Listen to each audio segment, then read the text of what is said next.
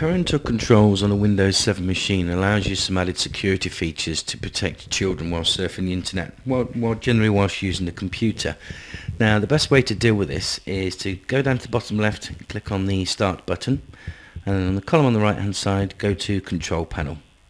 Now you'll see in the top right hand corner you've got User Accounts and Family Safety, and at the bottom of that list, Set up parental controls for any user. And if you just left click on that option, what that will do is that will bring up a general window then, and it should give you the options available for the parental controls features that you can have.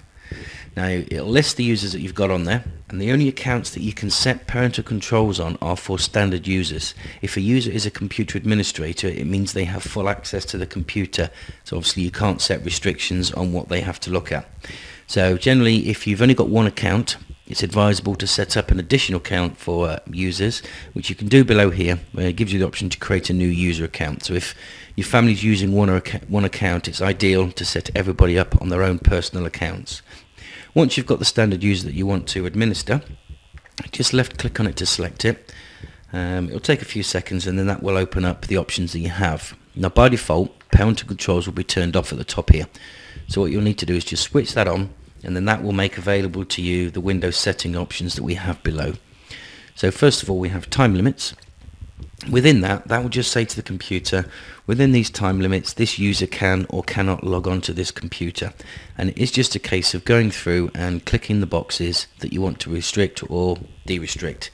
And if it's a blue box, it means it's blocked, and if it's a white box, it means it's allowed. You can just click on and drag.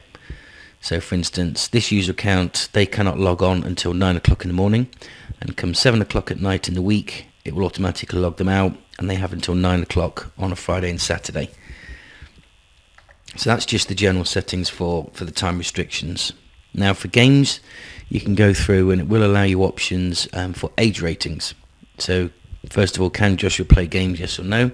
And then you can set the game ratings.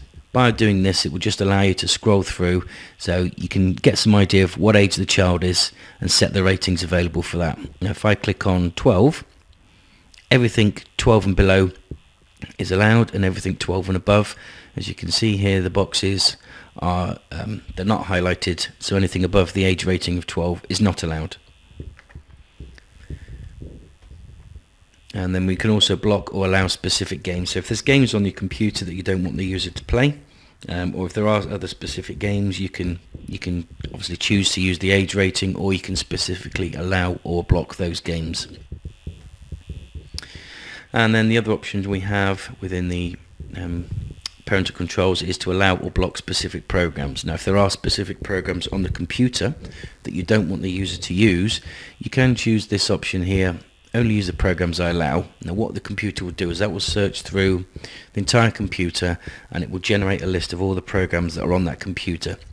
And what you will need to do then is manually go through and tick each one that the user can have.